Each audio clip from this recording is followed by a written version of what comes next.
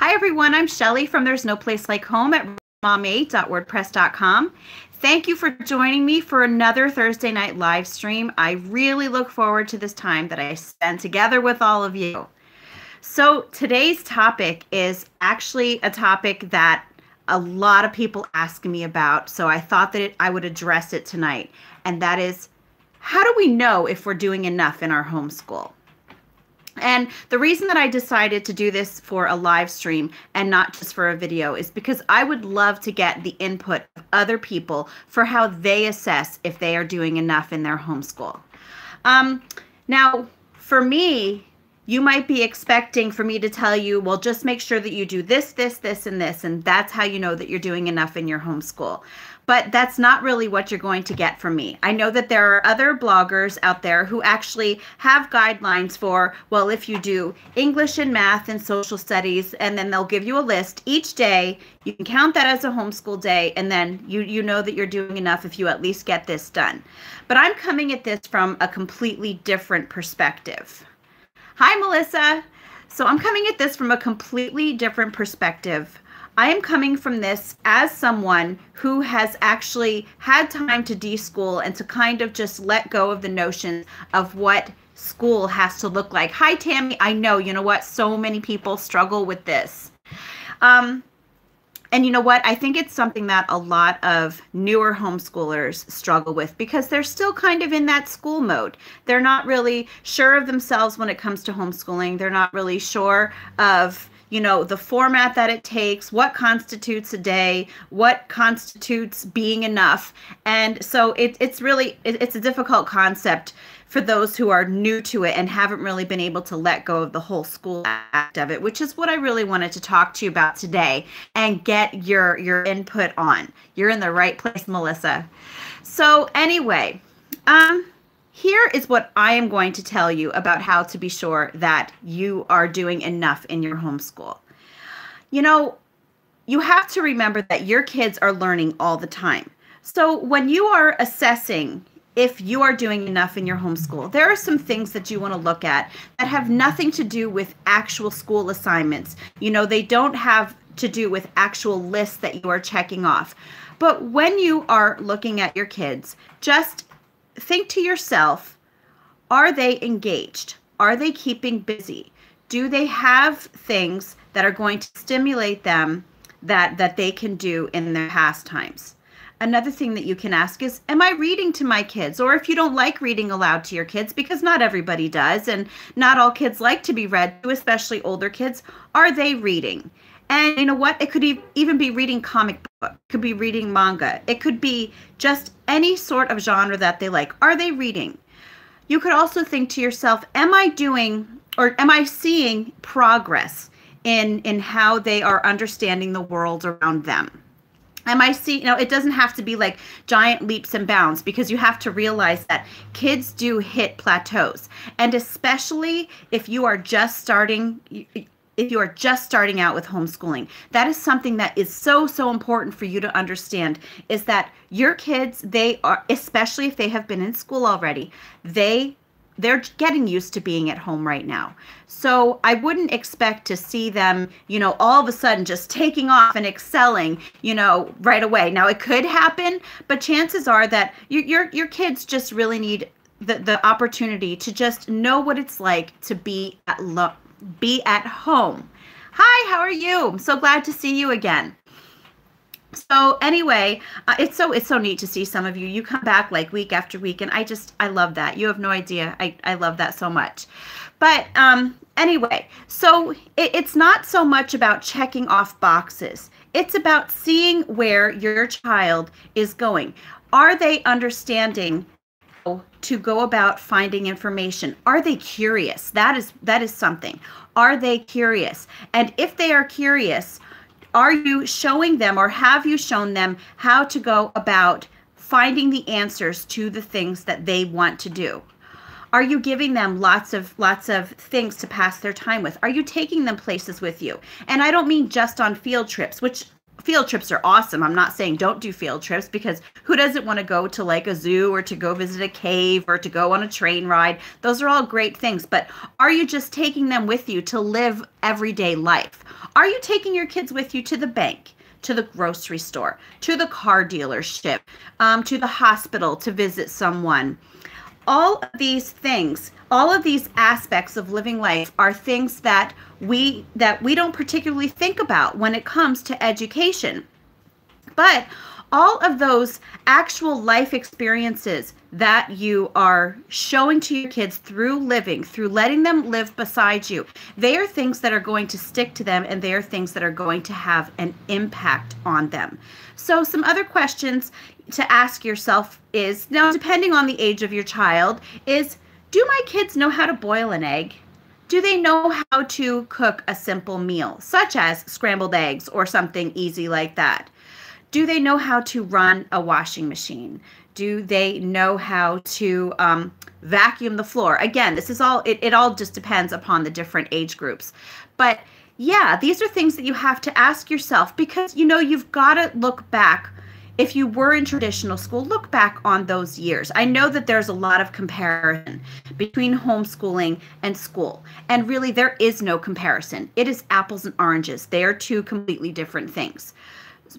So that is something that I really, really want to stress to you, is that there's no comparison between the two. But I know that it's going to happen, especially if you are new to homeschooling. So just keep that in mind. And now, I was talking about if you were in traditional school, think back to the time that you spent in school. Now, I know that for me personally, now you might have paid rapt attention to all of your teachers when they were giving their lectures. For me, you know, when my teachers were doing the lectures in school, like the history lectures or the science lectures or doing the geometry problems up on the board, I wasn't learning about that. I wasn't paying attention to that. I was looking around the classroom, checking out like what outfits the girls were wearing, you know, saying, oh, I like that, I have to go get that. Or I was, for example, going over my dance routine in my head, or I was just daydreaming. So that time that I was spending in school, I wasn't really learning all of it. I wasn't learning for most of it, because I just was not engaged in that whole area. So I think that that's one thing that we really have to remind with the school situation, is that just because they are there for 6 hours a day does not mean that they are learning for 6 hours a day. It's actually far, far less than that. So I want you to keep that in mind. So when your kids are actually at home with you, though, doing these day-to-day things with you, living life with you, you are keeping them engaged, and they are going to actually pay more attention to those things, because they know that these things have value, and they are things that are going to be useful for them in life. How many times do you remember in school thinking to yourself, why do I have to learn this? That's not going to do anything. So, you know, that's just something that I really want you to keep in mind. I'm just going to read the chat really quickly and see if anyone else has anything that they would like to add to this. So, Addican9 said, hey, thanks so much for this. Someone asked what curriculum I'm using for my preschooler. I don't use a curriculum right now, so this tempted me to feel like I'm not doing enough. You do not need a curriculum for a preschooler. And I actually talk about this quite a bit. Our society puts so much pressure on parents to, you know, to put their little 3- and 4-year-olds in school early. And everywhere that you go, I see it at the library all the time. You see, you know, early childhood education, early literacy, and it's just pushing for you to put your kids in school. Your kids at that age, they do not need school. They need to play. They need free time, because at that age, that is how children are learning.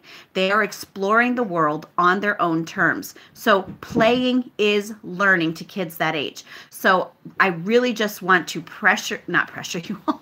I really want to encourage you not to let other people pressure you about that, because no, you do not need a preschool curriculum for your child. I honestly, I'm a firm believer in better late than early. Wait until your child is showing signs that they are ready to do that sort of thing. Now, with that being said, my 5-year-old, when she was 3 and 4, she saw all of her older siblings doing their little activities and, you know, just homeschooling things, and so she wanted to be a part of it. So in that case, yes, I did start just doing like 1 or 2 activities a day with her, just so that she would feel like she was a part of it. But I didn't do it because I felt like it was something that has to be done for 3 and 4 year olds. I really would have preferred not to do it with her, because I am just so firmly of the belief that you just really need to let children be children at that age.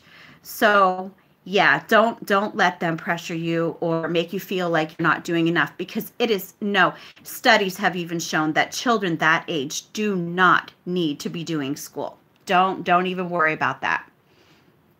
Okay. Melissa Swan said, we like having a baking day and we call it school for that day. I let the girls measure it out, set the oven, etc. We love it. Those are awesome days. My kids, they love baking with me. And a lot of times, my older daughter, she loves to bake. And well, she's not my oldest, but she's one of my older daughters. I have 7 daughters. So she will actually come up to me and say to me, hey, Mom, if I make pumpkin bread, will that count as math today? And you know what? I totally let that count as math for her, because she has the aspiration to maybe possibly someday open up her own bakery. So why wouldn't I let that count as math for the day? I'm not really concerned with her learning how to factor polynomial if it's something that is never going to have an impact in her life.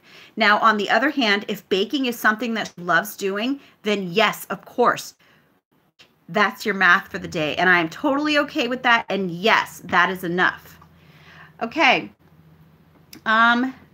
See, BAMS8343, hello from Kansas. You always have wonderful and inspirational advice. You are by far my favorite YouTuber. Thank you so much. That means so much to me, because honestly, I'm like a nobody. But thank you so much. I really appreciate that. Let's see. This week was our break week. I decided to write down all the learning that happened naturally at their own direction. It's amazing. Learning never stops. You know what? It is actually really funny that you mentioned that, because that is one thing that I was going to talk about today. So that's actually a good segue for me to talk about this now. So thank you for making that comment. I know that some of you came here probably wanting, step by step of how, your kids need to be doing this, this, and this, and you're looking for something more concrete than me just saying to you, do they know how to do this? Do you see them doing that? So what I really, really suggest to you is to keep a log of what your kids are doing. Now, even if it's just for a day, even if it's just for a week, you might find that you enjoy doing it every day. Keeping a log of what you see your kids doing when they are doing homeschooling activities and when they are not doing homeschooling activities. Now, I used to do this just because I wasn't really sure about the law when I started homeschooling.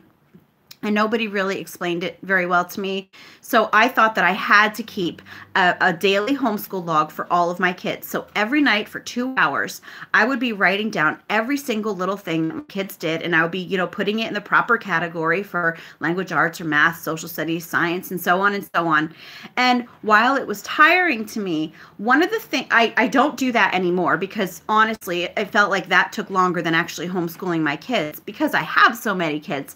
But one of the things that I do miss about keeping that daily log is I used to, even on the days when I thought, wow, we really didn't get a whole lot accomplished today.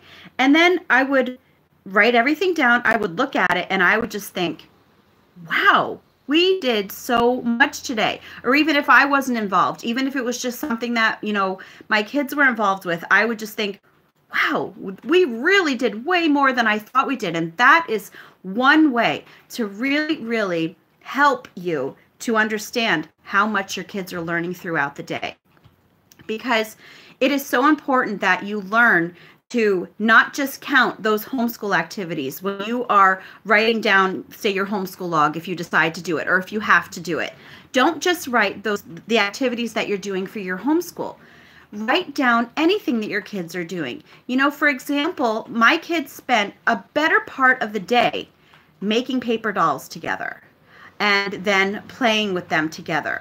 My kids also were making little snowmen out of yarn. Someone from my church gave me a box full of craft supplies that were left over from our church's VBS. So my kids were making little snowmen out of yarn. And they were watching videos, Brave Wilderness. They love watching Brave Wilderness with Coyote Peterson. They were watching animal videos, on and off throughout the day. And, and also cooking things. I don't remember what it was. One of the kids cooked something earlier today, but it's just, if I would have actually sat down and written down everything, the amount of the things that we did in school, honestly, don't even hold a candle to the things that they were doing when we were not doing school. So really, I really want to encourage you in that. Write a log of what your kids are doing. I'm telling you, it will reassure you that yes, your kids are by far doing enough. And when they have that freedom to do those sorts of things, they are learning so much more than if they would just be sitting in a building in school, because if they're sitting in that building in school, they're a captive audience. They have to just say, for example, sit there in that classroom and listen to that, 45-minute lecture. Whereas when they're at home, they could actually be out there exploring their interests and finding things to do that are actually stimulating and that are going to help them to grow. So yeah, so thank you for bringing that up again, because I was going to talk about that. Keep a log, even if it's just for a day. If you are ever feeling unsure that you're doing enough, just do it. I'm telling you, you are going to be surprised at what you see. Okay, let's see. Cassie said, hi, my daughter has gone from public school to private school to online school to traditional homeschooling. I worried all summer about curriculum. We are both so happy now. I am teaching her. I'm so glad. It is just, isn't it just like a big weight off of your shoulders, Things she would not be learning if she was gone all day. Yes, that's exactly right. It's amazing the types of things that kids will pick up and do. Okay, yes, they learn best when they are truly engaged and curious. Yeah, and that's one aspect. Barefoot in the Country says, hi all, how are you? I'm so glad to see you here tonight.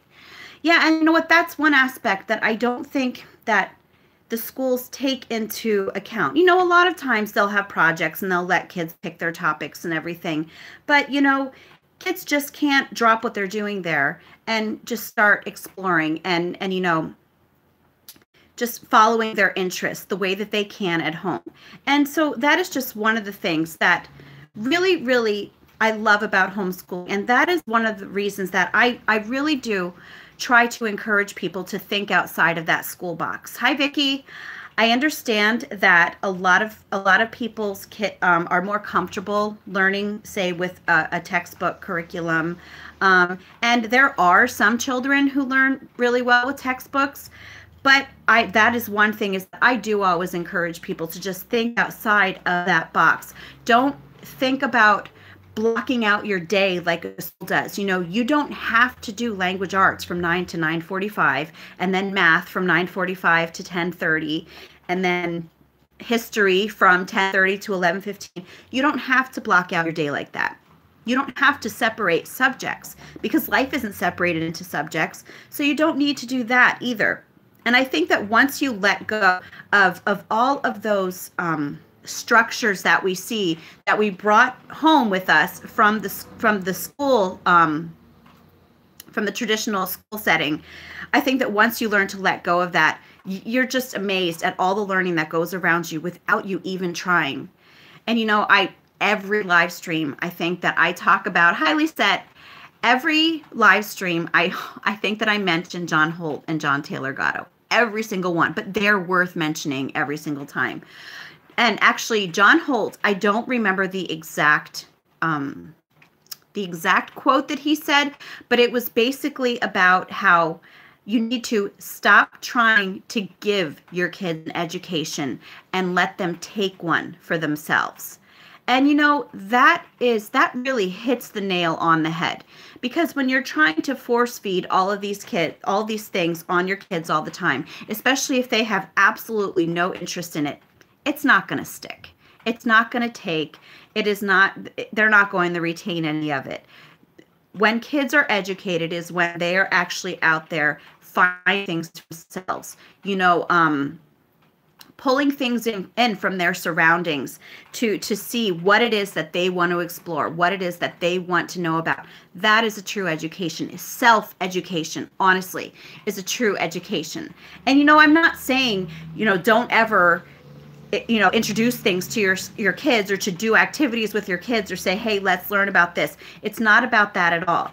But I think that if you have that be the whole of their education, if you just give lots of really long assignments of things that they are not interested in and expect them to retain it and to be excited about it, chances are it's not going to happen. As I mentioned in another one of my videos, I tend to look at homeschooling is like, especially in the middle years, but middle years I'm referring to are like 3rd or 4th through 8th grade are the middle years that I'm referring to now. But I think that is especially a great time to kind of give your kids a smorgasbord of things to learn about. Definitely introduce them to different topics that they might not have otherwise known about, but don't go overboard with it. I think that sometimes we might think that a topic is interesting, so then we might end up spending 6 weeks on this one topic that we are adamant that our kids must know, and our kids, on the other hand, are just kind of going through the motions, and they're not really remembering any of it because they don't care. So I think that, self-education is the best form of education. Let's see. Yes, love John Holt. His books give you permission to see we have the opportunity to learn every day. Yeah, and isn't that funny that we do. It's like we feel like we need permission. And, I honestly think that a lot of times that's why people watch my videos, because they almost feel like I'm giving them permission to say, yes, you can do this. And that is exactly, you're right. That is what I got from John Holt and John Taylor Gatto and several other people. I love reading. I loved Teaching from Rest by Sarah Mackenzie also. The Unschooling Handbook, I think that was by Mary Griffith. That was really good too. There's so many good books out there. For the children's sake, I love that one too. But anyway, it is. Sometimes we honestly feel like we need permission to just let go and let our kids learn in the natural way that God intended them to. Okay. Allie's Bookish Life says, love this. I'm wondering if what I'm doing is enough. I'm a bit late for this one, but still watching. Honestly, I always tell everyone that unless your kids are just laying on the couch all day, every day, doing nothing but like watching SpongeBob or sleeping or something like that, they're learning enough. If your kids are living an engaging life, and I said this in the beginning of the video, and a lot of times I think to myself that I should probably wait to start really getting into the gist of things until some more people join us here, because it takes a couple minutes for people to get on sometimes. So I'll just repeat this part, is that I always do that. I always start talking and then I forget. My mind is like, woo, all over the place all the time. But what was I was talking about? Let me read this. I think sometimes I have ADHD too. I really have a hard time. Okay. Yes. So doing enough. That's what it was. Oh my word. I'm literally having like brain freeze right now. Oh my gosh. The unschoolers keep me sane. Today I was at the dentist and hair salon. Unschooling day. Got one read aloud done and we ate dinner. Yes. Yes, thanks for repeating. If only I could remember what it is that I was talking about. Oh my gosh. Okay, anyway, yeah, so if your kids are like just laying there watching SpongeBob all day or sleeping, then okay, you might need to be doing a little bit more. But if your kids are engaged in everyday life, if they have things to do, if you are taking them places with you, like to not just far out places like trips, but like to the grocery store, to the bank, to the car dealership, to the neighbor's house, to talk to people. If they are with you, living life with you, and if they are learning everyday life experiences from you, they are learning enough.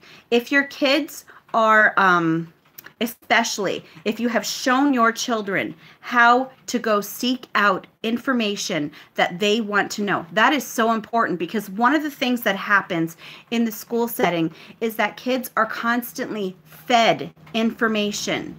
And I think that homeschooling is about teaching your kids how to find that information for themselves.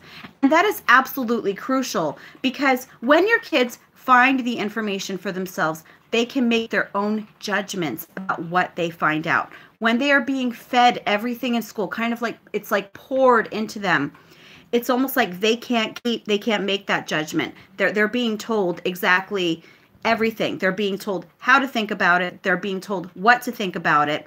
There is no room for that critical thinking that we hear so many schools always talking about. There is really no room for critical thinking in the traditional school setting, because it's just about memorization, just constantly having things poured into them like a bottle. And you know what? No, that's not what kids need. So I would honestly say that any child at home who is living alongside their parents and who is just engaged in life itself is learning enough by far. Because I mentioned this earlier too, that, when kids are in school for 6 hours a day, it doesn't mean that they're learning for 6 hours a day. I mentioned earlier how, I would sit in my history class and my teacher would be lecturing for 45 minutes and I wouldn't be listening to that lecture. I would be looking around, seeing what people were wearing, or I would be going over my dance routine in my head, because in high school I was like, well, actually my whole childhood and teenage years, I was really into dance. So I would be like going over my dance in my head. Or, I would just be daydreaming, but I would not be listening. So, we definitely should not think that, because kids are in school for 6 hours, that they're learning for 6 hours. Oh, no, it is like far, far less than that. And I actually, in one of the blog posts that I wrote, I actually have a link to another post by, I think it's like monkeymum.wordpress.com. I'm not really sure. But she used to be a school teacher, I believe, and she breaks down how much time kids actually spend learning in school. And it's like a really, really small amount of time. I don't remember what it is, but it's like an hour, of that time they're being spent actually doing learning. Once you take out all the interruptions and, all the breaks and all of the just basic mundane things they have to do, like roll call and, seeing who is buying lunch or who is bagging lunch and dealing with disciplinary issues and, listening to the announcements over the loudspeaker in the morning and assemblies and pep rallies, all this stuff. They're not learning all that time in school. And kids who are at home, they're not just confined to that building. So the kids who are in school and are not learning in that time, they're kind of stuck there. They're captive audiences. They can't go out there and take an education for themselves because they are stuck there. They can't do anything about that. When your kids are at home, they have that freedom to just go out there, find stuff to do, find interesting things to learn about, even if you yourself are not teaching it to them. They have that freedom to go out there and, as John Holt said, to take an education for themselves. Okay. Let me see. I know it seems lazy, but some nights when I'm too tired to read to my kids at bedtime, I lay with them with the iPad and let them watch a read aloud book. No, that is fine. Oh my gosh. And can I just tell you that I don't even read to my kids at bedtime anymore. I used to, but I'm like, once say like 6 o'clock comes, I am drained. I'm honestly, you wouldn't know from me talking to you now. It's just that actually talking to people makes me really excited. But usually at this time of the night, I am like drained. So when I used to read aloud to my kids at night, it was something that I never looked forward to. And I'm sure that it was something that they could pick up from me. So I actually cut out our bedtime reading time. And we just strictly stick with starting out our homeschool day with our read aloud in the morning. And I find that works much better for me. But yeah, doing that is totally fine. Definitely no judgment at all. Let's see. So Jewel of Judah, so true. When we took our boys out of public school, it was so hard to get them out of being fed information, even though we taught them some at home as well. Yeah, it's because that's what they know. That's like the way of life for them. That is school. And so I know that it can be an adjustment for kids who go from public school or a traditional school setting to a homeschool, especially a homeschool that is more relaxed and isn't like constantly just trying to recreate school at home. I think that a lot of times these kids start feeling like, oh, I'm not learning anything, because they're not being, they don't have that drill and kill going on all the time. They don't have all that rote memorization being forced on them. And that is the only thing that they know. they think that that is equated with learning. They don't understand that there's so much more to, there's such a more natural way, for them to learn, and they don't get that, so it takes a while. Let me see. Life's Blessing said, hi, Tanny, I do the same. I thought it was just me. Of course, there are other days when we read so many books. Yes. Oh my gosh. I love reading. I love reading aloud. Let's see. Barefoot in the Country said, after 4 years of freedom from school system, they finally willingly observe nature all the time, something they had no desire or energy for before. Yes. Isn't that awesome when that finally happens? And a good friend of mine, she actually, this is her first year homeschooling, and she's been in the deschooling process. And every now and then when her daughter would do something that surprised her, like she told me that her daughter looked up some kind of, I forget what it was. I think it was mosquitoes. And her daughter was telling her all kinds of information about mosquitoes. And I'll tell you, her daughter, when her daughter heard about deschooling, she really took it seriously. When her mom would try to have her do something, she would be like, no, we're deschooling now. You can't tell me, anything to do like that. So when she would come up to her and say those things, my friend would just text me and say, look at what my daughter did. And so it's such an aha moment. And, her daughter finally reached the point just this past, I think it was last week, her daughter finally reached the point that she said that on this Monday, she was ready to start doing a little bit of more structured things. And, that was something that her daughter came to on her own, and so she was really excited about that. And it's nice when kids when they are able to just work through the issues that they've had with school and just work through getting used to being at home together, and then finally reach that point when they're like, you know what, this is going to work for me, and I'm ready to get started with this thing. So it was really cool when she told me about that. Let me see. Kara Sue the Dreamer said, I'm very drawn to unschooling. I am too, honestly. I'm reading the Unschooling Handbook now again. I actually did do unschooling for 2 years.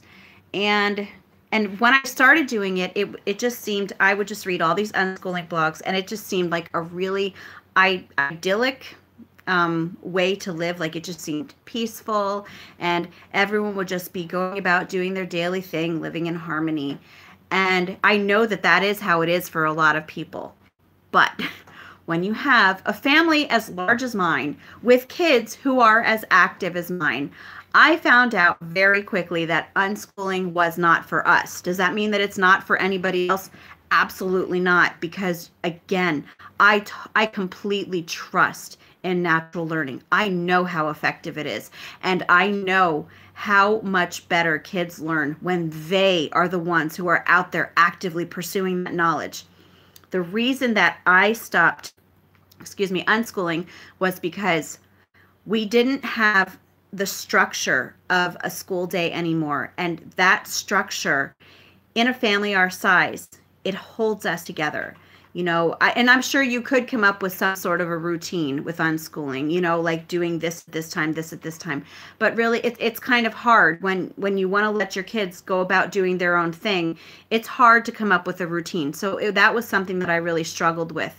So that is really how I came into relaxed homeschooling then, because I wanted something that really emphasized natural learning and gave kids lots and lots of free time to pursue their own interests. But I really also wanted that structured time for my kids. And I also really wanted to have that focused time with my kids in the 3 R's, reading, writing, and arithmetic. That was just, for me, it kind of helped me to feel better because those are the most basic things. They're foundational, reading, writing, and arithmetic. And again, I know that a lot of unschoolers approach those things by just letting them happen when they happen. But for me, I did much better knowing that I was actually tackling the things with my kids. And I didn't push it, too much. I knew to let my kids to wait until they were showing signs. That's why my son, who's 10 now, he didn't really start to read until he was over 8. He was already in 3rd grade when he started learning to read, because I didn't push it with him, because I knew that he just wasn't ready. I started trying when he was around 6, noticed that it just wasn't sticking. So we took like a long break until finally the summer before, or actually, yeah, it was the summer before he started to learn to read. He expressed such a deep desire in me that he wanted to learn how to read in the worst way. And that was when I pulled Teach Your Child to Read in 100 Easy Lessons out. He was actually the first child that I used it with. And within, I'd say, a month or 2 of using Teach Your Child to Read in 100 Easy Lessons, he was able to read chapter books. Now, I'm not talking about like majorly hard chapter books. I'm talking about, Magic Treehouse chapter books. But still, you look at how long it takes kids to go through the whole reading process in school. It's like they start in kindergarten, sometimes pre-K, and this just takes years to do. And, he had like a month or 2 and was able to do that. So, yeah, I do really, I love a lot of the unschooling philosophies, but I do need that bit of structure in our house. Let's see. Vicky Hayes said, I love the idea of unschooling, though I can't quite pull it off. I guess I have trust issues. Yeah, that is something that's probably although I do trust natural learning, I just said that it might be a trust issue with me, that I really needed to feel like I was tackling those 3 hours with my kids, But again, it worked for us. Sometimes unschooling works for families. This really worked for us. So that's why I always say there is no one perfect method of homeschooling. Every family, the most important thing that you can do is to research different types of homeschooling methods. And then when you try it out, don't worry about being stuck to a label. And I tell people that all the time. Don't be a slave to labels.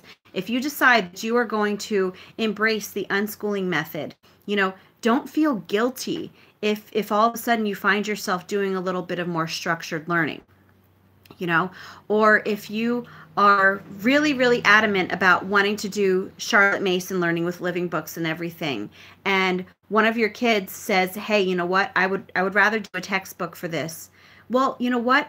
Then let them try it. That is one thing, is definitely research all the different kinds of homeschooling that there are. There are so many different approaches. It's amazing how many approaches there are. And just don't feel like you have to stick to only one. That's why I always say, like, I kind of pull from all different methods.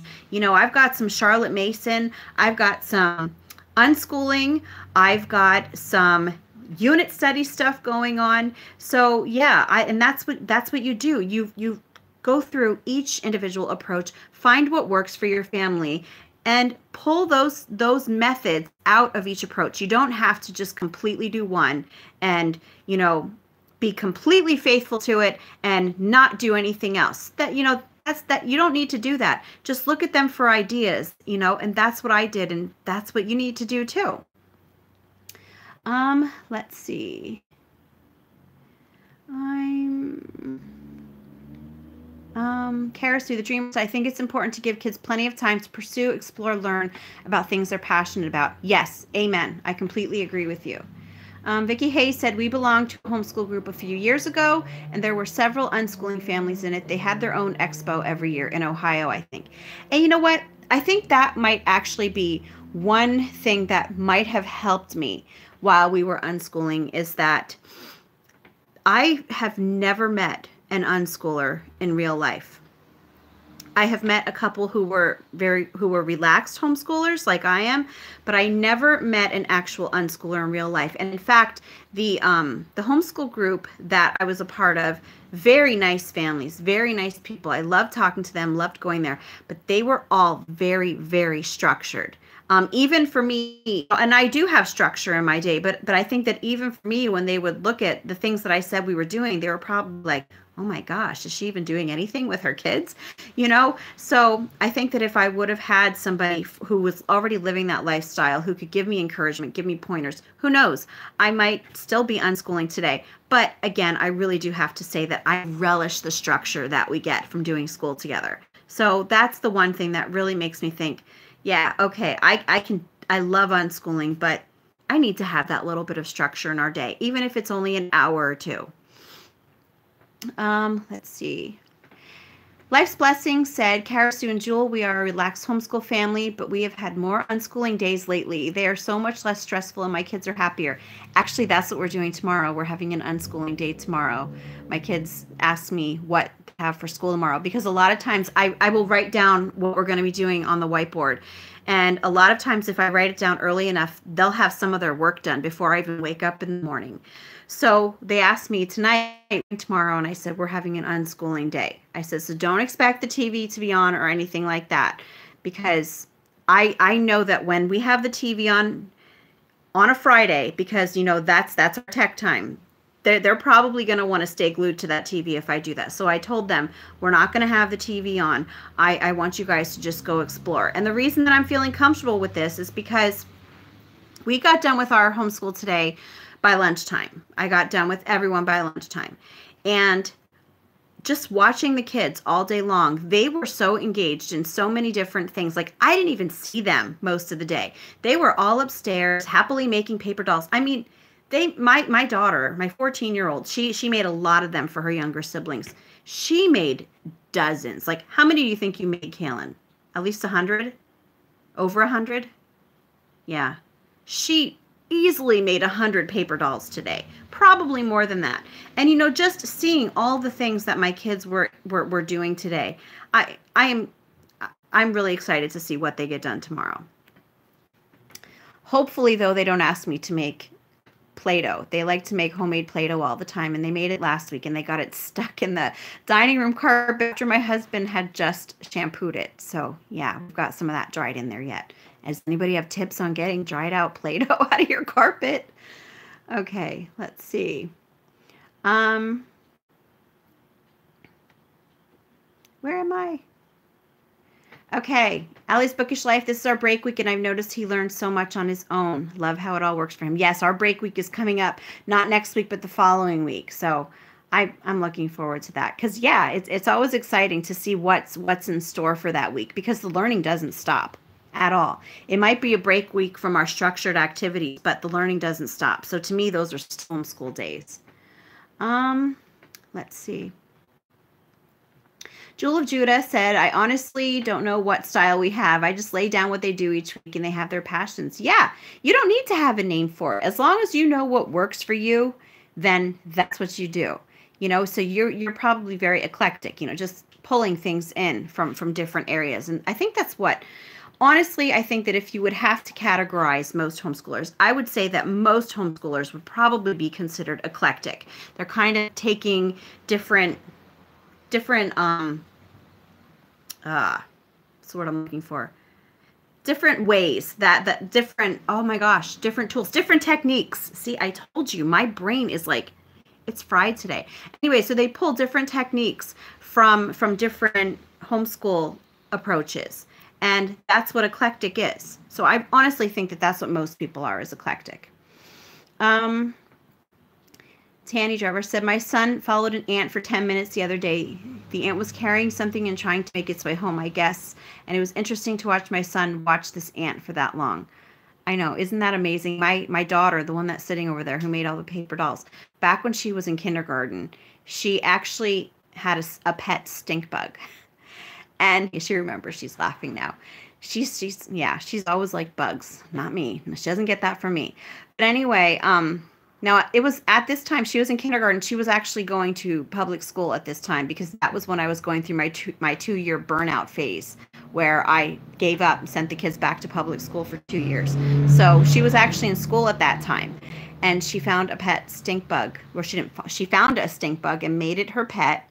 And I remember she came home from school and couldn't find it, and she was just crying her eyes out because she lost her pet stink bug. So kids are just amazing when they have an interest in something. Do you remember your stink bug's name? No? No. Okay. Kara Sue said, I never thought about homeschooling that way. I love unschooling so much. Jewel of Judah said, I do desire some more homeschool families around, though, that's laid back. Yes, me too. You know, That's why I love coming here and talking to all of you, because again, I say it every week. It's nice talking to like-minded people. And I think that a lot of people around here, at least, who homeschool, they are very, very structured. I think maybe if we lived out in the country, I might find more unschooling type families, because there just seems to be the more structured people are kind of in the city, and the more laid back people are in the country, just because of the setting. So maybe that's what it is. But yes, I would have loved to have found some relaxed homeschooling families around here. Let's see. Barefoot in the Country said, yeah, I feel like most of the people I know are much more structured. Yeah. Let's see. Kara Sue the Deer said, I wish I could find other progressive Christians who either currently homeschool or are considering homeschooling. They are out there. I know you said last week that you're not on Facebook, and honestly, I think that's probably the best place to find them.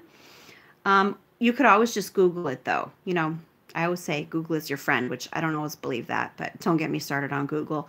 But anyway, you could always search it. And yeah, I know that it is hard to find like more secular type of homeschoolers. Most of it is, you know, more conservative. Let's see. Lisette Garcia said, love mixing it up, pulling from different styles. Eclectic homeschooling has begun to work better here. Yeah, that's how I feel too. Let's see. A butter knife gets it out of the carpet once it's dry. Thank you, Tammy. I'm going to try that, because I felt so bad. My husband had literally shampooed the carpet like 3 days before. My kids asked if they could make Play-Doh, and they made green Play-Doh of all colors, and our carpet in the dining room is like a light beige. And yeah, there's like spots of dried green Play-Doh like in the carpet out there. So I'm going to try that. All right. Janelle's mom, 80, said, hi, I love your videos. I was homeschooled and am now homeschooling my kids. We are much more relaxed this year, and my kids are loving it. I am too. It is, yeah, it is such, as I said earlier, it's like such a weight off of your shoulders when you realize that you don't have to do things the way that schools do it. You don't have to do things the way that everyone else does it. You honestly, and I'm giving you permission. There you go. I'm giving you permission to just find what works for your family, because I guarantee that you know your kids better than anyone. And if you find something that works for you and your family, take hold of it and just, you know, just give it all you've got. That's all I can say. Let's see. Oh, you tried Googling it. I know.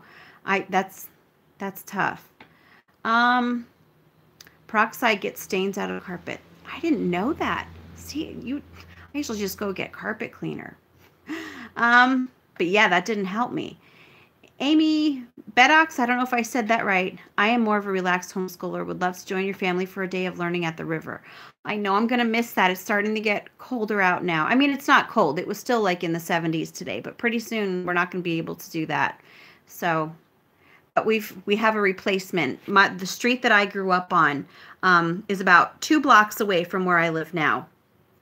And actually my son lives there. My oldest son lives there now. He lives in my mother's house. So, and my 19-year-old daughter lives there too, in my mother's house. My mother's not there. She's with my oldest brother. But anyway, you don't need to know all this. But anyway, I go for walks down the street that I grew up on, because even though I live in the city, the street that I grew up on is actually very rural. It's like kind of in an island. It's like an oasis in the middle of the city of just woods. And it's in a lot of those books. You know how you can buy books like haunted places of, like, I'm in the Lehigh Valley, so it'll be like haunted places of the Lehigh Valley. And they actually talked about it, I think, on a TV show one time, but they claim that like the street that I grew up on is haunted. And they say that like albinos live down there, and, you know, some crazy guy who has bars in his windows. And I do have to say that there is a house with bars in the window down there. And the reason that they're there is because his house is completely secluded. There's like no one around, and people were always breaking into his house. So he put the bars on the window to prevent people from breaking into his house. But it's like in all these ghost books that he's like some crazy guy who like has his house barred up, and it's just funny. But anyway, that's where we're going to be doing a lot of our nature walks now, because it's just beautiful, especially when the the leaves start changing. There's a lot of foundations of old houses there that are like over 200 years old. And, you know, there's caves, and it's a really cool area. So that's going to be, I think, our little nature study area for when the weather is a little bit warmer. Anyway, a bit of a tangent, but anyway. Okay. Amy said, I know this weather here is so unpredictable. You're in Pennsylvania too, aren't you? Oh, barefoot in the country. I hope you have a good night. You watch the playback later. Well, you know what? I'm glad that you came here. I always look forward to your comments. Let's see. And Prairie Pioneer Schoolhouse said, my biggest fear with this topic is middle school and high school. I worry about not providing what they need to be a springboard into their adult life. Okay. I have talked about this so many times. Maybe I will link my videos about this. I don't know if you've seen them in the description box below, but I've graduated 2 homeschoolers now, and I'm not calling myself an expert or anything like that, but what I have found in my experience is that I know that a lot of people get really uptight about homeschooling high school, and they like pile all this stuff onto their kids because they're just kind of freaking out because they know this is their last 4 years. But I think that high school years, those are the years that you just really need to help your kids learn how to be an adult. That is that time. That is really, really the time that you need to let your kids take ownership of their learning. And, you know, I actually found that out because my oldest daughter, who was my first homeschool graduate, she had a job. And it was a part-time job, but it was still like almost 30 hours a week. And I remember I was like freaking out all the time about her not getting her schoolwork done. And she was just really laid back. She's like, don't, Mom, don't worry about it. And, you know, she did far less academic work her senior year of high school than I probably wanted her to, until I learned to see that she was getting valuable real life experience from the job that she was at, more than she would ever get from any of the assignments that I was giving her in her homeschool. So what ended up happening was she took a placement test for the community college, and she was not worried about the placement test at all, but she was just a little worried that she wasn't going to do so well on math, because she didn't do as much math her senior year as she wanted to. She didn't have to, because you only need 3 credits of math in Pennsylvania in high school, which she already had, but she was just going to still do math her senior year, you know, just to get that extra year in, which it ended up not really happening all that often.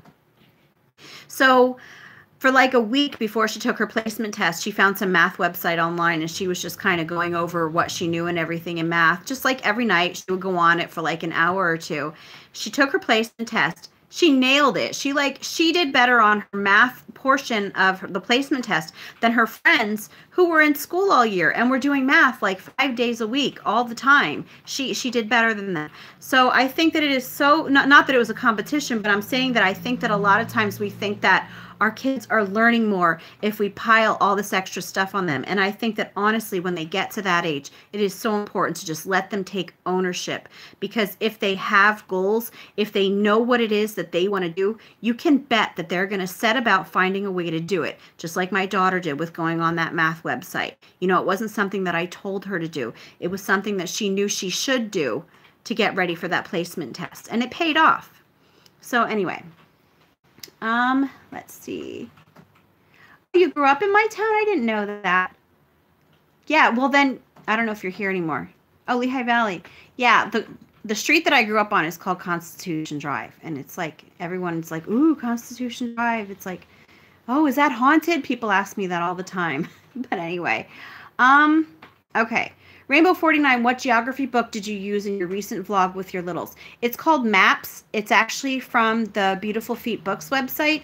And so many people asked me what that book was called that I actually did put a link to that book in the description box for that video. So if you wanted to check that out, you could go right to that video in the description box. There's a link, and it takes you to the Beautiful Feet Books website, but it takes you directly to that book. And again, it's called Maps. And the name of the author, she has like a really long name, so I'm not even going to try to say it. I couldn't even remember it anyway, but I think that even if I was trying to read it, I don't think I'd be able to pronounce it correctly. My Mama Shmoo's homeschool reviews. So glad to have you here.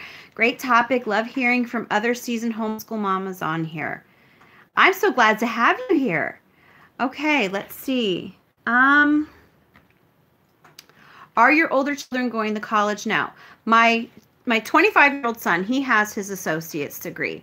My daughter is actually taking a break right now. She's got a really good job, and she is taking a break but she is planning on going into, she wants to do software engineering. That's what she wants to do.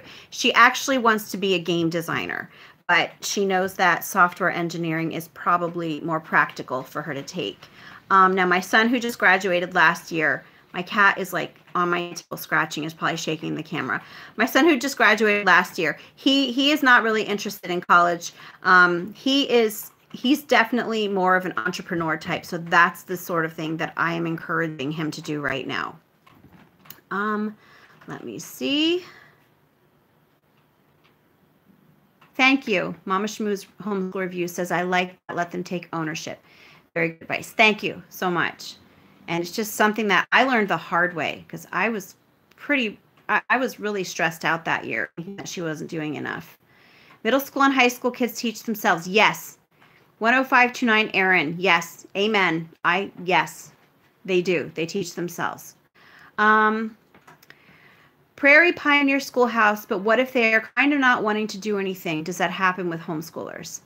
It does happen. You can't say that. I would never say that it doesn't happen, but I think that if that's the case, I would maybe just sit down with them and say to them, hey, can you write a list of some things that you're interested in? You know, and it doesn't have to be topics that you think are schoolish. It can be any topic. Just write a list of things that you're interested in knowing more about. And, you know, even if it could be something like how to make your own makeup, you know, something like that, something that you wouldn't typically look at as being school type activities. And what you can do is look at that list and kind of go from there and just encourage them and possibly steer them in a direction that they might be able to find something that they want to do, you know, in the future. But I think that a lot of times we push teenagers so much about knowing what it is that they want to do with their lives. And you know what? It's still really early at that point, because how many kids go to college and then go there for 2 years and then decide, well, after they're there, that's not really what they wanted to do after all. Then they end up switching majors, and a lot of times they wasted a lot of money. So I think it's really important to just definitely encourage your kids to find interests to pursue, but I don't think that we need to expect them to have something that they want to do set in stone. Because if you would have asked me when I was in high school what I wanted to do, back then, I wanted to be a dance teacher. I wanted to have my own performing arts studio. You know, I was a dancer. I was a theater geek. I was into all of that stuff. And so if you would have asked me then, I would have said, oh, you know, 20, 30 years from now, I think that I'm going to have a dance studio. I definitely wouldn't have said, oh, I'm going to be a homeschool mom who's doing YouTube videos. I wouldn't have ever thought that. But this is truly, this is who God wanted me to be. I truly, truly believe that now. And this is that I would have, you know, picked up on when I was in high school. So that is one thing that I really want to impress upon you, is that if your kids are in high school and are unsure of what they want to do, it's okay. You know, they just give them things that they're interested in pursuing at that time, because a lot of times the things that they are pursuing at that time are still going to lean in the direction that they're going to end up going. I hope that made sense. Let's see. Sodbuster Living said, getting people to be motivated and take ownership is the hardest thing to teach and learn. Yes, that is so true. That is so true. Okay. Limestone Street. I'm not sure where that is. Okay, Jewel of Judah. My oldest is doing programming and coding. He is the entrepreneur type too. I can tell, and he's only 12. Yes, my daughter, she's so into, she's the one that, okay, she was the one with the math. And then she's also the one that she is really, really into manga and anime. And she makes costumes, and she goes to anime conventions and does all that stuff. So she's a fantastic artist. She draws beautifully, and she actually is thinking about commissioning some of her art online too. But yeah, she loved manga and anime so much that it actually prompted her to learn Japanese. So not only did she learn Japanese, she actually taught herself how to write both forms of Japanese characters, because Japanese, in Japan, they have two different forms of writing. I think one is called Karasu the Dreamer. You might be able to help me out here because I know that you like manga, but one of them is called maybe kanji or something like that. And then there's another kind. I don't remember, but she actually taught herself how to write in both of those types of Japanese characters. So again, just give your kids wings and they will fly. Anyway, let's see. Karasu the Dreamer said, for any secular homeschoolers here, there's a website for secular homeschooling that has lots of resources, including curriculum suggestions. I couldn't find anything for progressive Christians. Okay, well, at least you've got a start there then. Let's see. Prairie Pioneer Schoolhouse said, I really agree with you. I just have a lot of fear that I will be the reason for any failures and not setting them up. That's important, especially to my spouse. Welcome to parenthood. We all, even if our kids are in school, we all have that fear. Honestly, you honestly do. Have you ever checked out, there's a group on Facebook by Ann Caracal, and it's, I don't know if I said her last name right because I've never actually heard her name spoken aloud, but it's called It's Not That Hard to Homeschool High School. And she has awesome advice for homeschooling high school. So actually, if you are on Facebook, I would definitely recommend that maybe you would want to join that group. Again, it's called It's Not That Hard to Homeschool High School. You might like that if you're not already a part of it. No. Anyway, what's your favorite play musical? Mine would definitely be Hamilton. Let me see. Are you asking me? I would have to say my favorite musical is My Fair Lady. Honestly, it's My Fair Lady. And that actually brings me to another story from when I was in high school. I had to write I was in AP English, and I was supposed to write a paper on the book Pygmalion, which if you've ever read Pygmalion and seen My Fair Lady, you would know that My Fair Lady is based on the book Pygmalion. So I had no interest in reading Pygmalion, but I had seen My Fair Lady to the point that I pretty much had it memorized, that I just wrote my term paper off of My Fair Lady and scored a 5 without ever reading the book. And in AP, you're scored, from 1 to 5. 5 is the highest. I got a 5 and I never even read the book. But anyway, oh, well, have a good night, Sodbuster Living. Yeah, I'm going to get going too because it's after 11. Time goes so quickly. I cannot believe how time goes. Anyway, yeah, I know you're into manga and anime too. That's why I had asked you if you knew anything about the Japanese characters. I don't know if you did because I didn't scroll down to the rest of the chats yet. But anyway, thank you so much, Mama Shmoo's Homeschool Reviews, for coming. Jewel of Judah, wow, my oldest learning Japanese too. He loves manga and anime too. Yes, it's amazing how many kids love doing that. And my daughter, she got me into a lot. Now, I don't read manga, but there are a lot of animes that I think are awesome. And she would make me sit down here and just watch them with her every single night. And yes, I really, really got into some of the animes with her. Okay, kanji and katakana. Okay, thank you. I probably didn't say that right, but yes, I remember now. Thank you. I figured that you would know. Thank you. Where could one get used curriculum? eBay is an awesome place. I'm talking the Besties Mirror. I've heard that eBay is an awesome place for used curriculum. I know that Hip Homeschool Moms, they actually have a used curriculum group on Facebook. You could also check that out also. Aaron said, I think fear of failure is a mama thing, but I'm convinced you can't make a kid learn. Yes, you can just offer a supportive and encouraging environment. Yes, absolutely. So many kids that, oh, you live in Copley. Oh my gosh, my brother lives in Whitehall. You're like my neighbor. Okay, anyway. Oh, you lived in Japan. Oh my gosh, my daughter, she would love that. one of her best friends is half Japanese. Her mother's from Japan. And so they went over there recently so that they could visit their grandmother, and they were there for about 3 weeks. And they brought my daughter home some workbooks, like some Japanese workbooks, and that is actually how she taught herself the characters. So anyway, let's see. Do you assign letter grades, take tests, or give scores? Nope. The only tests that my kids do are the standardized tests that they have to do for Pennsylvania in 3rd, 5th, and 8th grade. And the only letter grades that they get, actually, they're not letter grades, they're percentages. CTC Math scores them, but I don't actually like keep a report card for them or anything like that. Oh yeah, Rainbow is also a good place to get curriculum too. But anyway, it is after 11 o'clock tonight, and I am going to have to go because I am tired, and I am so glad to have this conversation with you guys. I look forward to Thursday nights so much. You guys just are so encouraging to me. And thank you for so much of your good advice. That's why I bring these topics here, because I love to see the input of other people. I love to see what other people have to say about this. You are so welcome, Jewel of Judah. I'm so happy to come and talk to all of you. So anyway, I'm going to get this all closed tonight, and I just wanted to say have a good night, and I hope to see you next week. Not really sure what the topic is going to be, but I will be here, and I hope you have a good night. See you later.